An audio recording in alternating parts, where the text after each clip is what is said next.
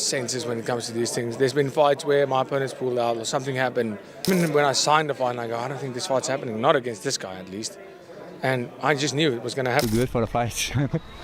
In this episode of Box Eye Hub, we dive deep into the mindset and preparation of two of the most dangerous men in mixed martial arts today, Dricus du Plessis and Khamzat Chimaev, as they approach UFC 319. This is not just a fight, it is a collision between two athletes at the peak of their competitive drive, each with an unshakable belief in their training, preparation, and ability to win. Both men open up about what they are feeling going into this fight, their inspirations, and the mindset that shapes their approach to competition. From grueling training sessions to mental clarity, from the influence of sports legends to the importance of surrounding yourself with the right people, this conversation offers rare insight into the minds of fighters who are ready to put everything on the line. If you are a fan of elite combat sports and want to keep up with the biggest stories in the fight game, make sure to like this video, subscribe to Box Eye Hub, and turn on notifications so you never miss an update. Now, let us get into the breakdown of what both men had to say. Khamzat Chimaev begins by pulling back the curtain on his fight week preparations. He explains that his training is being conducted under the guidance of Coach Kell, and it is immediately clear that there is no room for complacency. The sessions are demanding in every possible way, pushing him to the edge physically and mentally. He emphasizes that you cannot simply walk into a fight like this without giving everything you have in the gym. The tone in his words suggests that this is not just about conditioning, it is about building the kind of resilience that will carry him through the toughest moments inside the octagon. For Khamzat, this phase is about discipline, repetition, and intensity. His acknowledgement that the training is not easy is not a complaint, but a recognition that the hardship is the necessary path to victory. This mindset speaks volumes about his approach. He does not shy away from pain or fatigue. He embraces them as part of the process. The presence of a coach like Kell also highlights his trust in an experienced guiding hand to structure the sessions in a way that maximizes his readiness for the fight. Every rep, every drill, every drop of sweat is being invested with the singular goal of stepping into UFC 319, prepared to outwork and outlast his opponent. Too good for the fight. Khamzat follows that up by reflecting on how he feels before heading into a fight. His response reveals a calm confidence that comes from knowing he has put in the necessary work. He says he always feels good before a fight, and that feeling is directly tied to his training. To him, fight night is not about magic or mystery. It is the culmination of all the hours of grind and discipline. This is why he views fight day as the payoff for the hard work. By framing it this way, Khamzat is essentially showing that his confidence is not hollow bravado, but the natural result of preparation. It also demonstrates that his mental state before a fight is built on tangible work rather than wishful thinking. This is a key difference between an athlete who hopes to win and one who expects to win. Khamzat is clearly the latter. The satisfaction he describes comes from the knowledge that no one can take away the work he has put in. That work builds his belief, and that belief will fuel his performance when the cage door closes. It is a mindset rooted in preparation, not superstition. And with Coach Kell, work hard. It's not easy to work here and go for the fight. Dricus du Plessis enters the conversation with an interesting angle on the fight's buildup. He explains that many people have asked whether he was concerned about Khamzat potentially not showing up on fight night. His answer reveals something important about how he approaches opponent selection. Dricus says he has an excellent instinct when it comes to choosing who he will fight, and when he signed the contract for this bout, he already knew it was going to happen. This suggests that he trusts his ability to read not just his own readiness, but the seriousness and reliability of his opponents. It is also an insight into his professionalism. He is not wasting mental energy on doubts about whether the fight will go through. Instead, he is fully committed to preparing for the fight as if it is inevitable. This mental clarity allows him to channel all his focus into the things he can control, like his training and strategy. By expressing confidence that the fight was always going to happen, he also indirectly sends a message to Khamzat that he sees him as a true competitor who will show up ready to fight, which adds to the respect factor in this matchup. Senses when it comes to these things. There's been fights where my opponent's pulled out or something happened. When I signed the fight, I go, I don't think this fight's happening, not against this guy at least.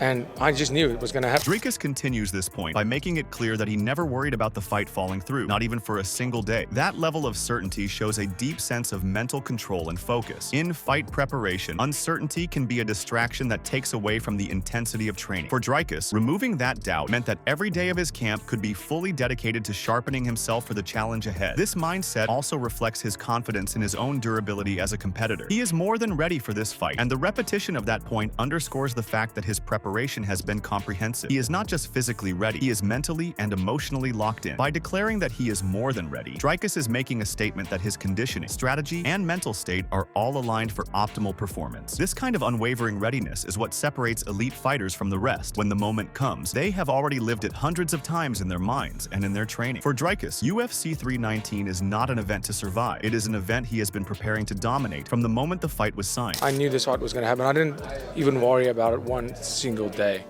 And I know we have a fight, and I'm ready for this fight. Dricus du Plessis makes it plain that submission to any sort of backward step is not in his nature, and he frames that refusal through a very specific lens. He cannot stand being planted on his back, he cannot stand the taste of defeat in any form, and he cannot tolerate even small losses within the micro-battles that make up a fight. That single mindset reveals an entire map of preparation. A fighter who hates surrendering takedowns will build his camp around first contact and second contact. He will live in pummel drills until his shoulders burn. He will attack underhooks before the opponent even thinks about changing levels. He will win head position on the fence, wedge a forearm across the collarbone to frame, and circle to space rather than concede a square stance that invites a level change. He will rehearse the sprawl until it is as automatic as breathing, shin to mat and hips heavy, followed by immediate hand fighting to strip grips so the defense does not stall into a stalemate. He will practice the crossface, the whizzer, and the quick turn to the back in one flowing sequence because he knows the first layer of defense is never enough against a chain wrestler who keeps shooting. He will understand that the best takedown defense begins with strikes that deny rhythm. A busy jab interrupts timing. A stabbing front kick to the body taxes the core and makes bending at the waist a chore. A well-placed uppercut or a rising knee punishes entries and teaches an opponent to hesitate. The mentality of never losing anything also shows up between fights. It means tracking sleep and nutrition, stacking sessions that target weaknesses without compromising the engine, and running through situational rounds where he must bounce up from the mat with an account or pay with conditioning sprints. It means film study that treats every conceded angle as a debt that must be repaid with interest in the next session. This is not bravado. It is a blueprint for an athlete facing an opponent who can drag a man into deep water with wrestling pressure and positional control by stating that he refuses to accept being grounded and refuses to accept loss in any dimension. Dricus is not describing a preference. He is drawing a line that shapes every minute of his camp and signals that on fight night he intends to meet force with structure, to meet momentum with frames and pivots, and to turn defensive victories into offensive counters that change the flow of the round.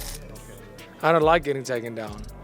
I don't like losing anything. Dricus du Plessis speaks openly about drawing from the legend of Michael Jordan, and that reference is not for glamour. It is a study plan. When an athlete says that a champion from another sport is his model and that he has read the books and watched the documentaries, he is telling you that he has adopted an approach to excellence that begins with practice habits before it ever touches performance moments. From Jordan, he takes the concept that fundamentals done at full intensity under fatigue are the source of genius when the lights are bright. That means crisp footwork in shadow rounds, clean balance after every combination, and a constant return to first principles whenever chaos arrives. He learns from the idea that competitive fire can be chosen on command. Jordan would create challenges to summon peak focus. A fighter can mirror that by building stakes into sparring, turning each round into a wager where a loss brings a penalty and a win brings a reward that matters to the room. He studies how a great athlete edits his game, removing extra motion, trimming the fat from techniques so that every action serves a purpose. In mixed martial arts, that is the difference between a hook that drifts and a hook that stays tight enough to stuff a reactive shot. He learns that champions keep score in many ways. It is not only about points on the board. It is the small victories that accumulate across a camp. Beating the clock on a sprint set, holding a dominant position 5 seconds longer under fatigue, speaking last in the room because the work spoke first. By absorbing those lessons, Dricus builds a mental playbook that can withstand the emotional storm of a headline event. When pressure asks the hard questions, he can choose composure because he has rehearsed excellence as a daily habit. The same way Jordan built his aura through an unbroken chain of competitive choices. This is how admiration becomes method. He is not wearing the story, he is using it. I followed him, read some books on him. His documentary is because he demands excellence. Even from his training partners, he would be telling them to get off the court if they're not playing to their abilities or even training. That's what it takes. Dricus du Plessis caps his message with a principle that guides his inner circle. Success is contagious when everyone in the room is chasing it, and he insists on a camp culture that invites hunger and refuses comfort. Surrounding himself with people who are obsessed with improvement eliminates the soft landing that ruins many careers. Coaches who demand accountability will stop around to correct a lazy step, then restart it with a fresh partner to turn correction into pressure-tested skill. Training partners with their own ambitions will force pace rather than pose for a clip. A strength coach who believes in progress over ego will track numbers, adjust loads, and guard against the false pride that leads to empty fatigue rather than real adaptation. A grappling instructor with a championship mindset will structure rounds that begin in bad positions, because real success requires comfort in discomfort. A striking coach who values craft will script scenarios that mimic an opponent's best entries and counters so that recognition happens in the first minute on fight night, not the third round when the lungs are loud. Even outside the mat, that circle includes a nutrition team that protects recovery, a therapist who helps reframe stress stress into focus, and mentors who remind him that excellence is not an outcome but a standard. When he says that everyone should chase greatness, he is drafting a contract for the room. No passengers, no shortcuts, no empty praise detached from performance. This philosophy protects the title mindset from the two most dangerous opponents of all: distraction and complacency. In a sport where one lapse can cost everything, building a daily environment that demands better choices is the surest way to arrive in the cage with a clear head, a ready body, and a conviction that cannot be shaken by noise. That is why his team matters. It is not decoration. It is the engine that drives him toward his best self when the door closes. Surround yourself with success to be successful, and everybody needs to chase that greatness. I love that. Sections 5 through 7 reveal a coherent identity for Dricus du Plessis as he approaches UFC 319. He rejects surrender in every exchange, refuses the very idea of being grounded or beaten in any area, and turns that refusal into tangible habits that shape his camp. He borrows a philosophy of excellence from an all-time basketball great and translates it into fight language, where fundamentals, competitive fire, and ruthless self-editing build a champion long before the walk to the cage. He then protects that identity by building a circle that shares his obsession, a group that speaks the same language of standards and proves it in sessions that leave nothing to chance. Put together, these choices describe not only how he feels going into the event, but why he believes he will perform at his ceiling when the moment arrives. In a matchup that invites massive attention, this foundation is his advantage. It does not talk for him. It readies him.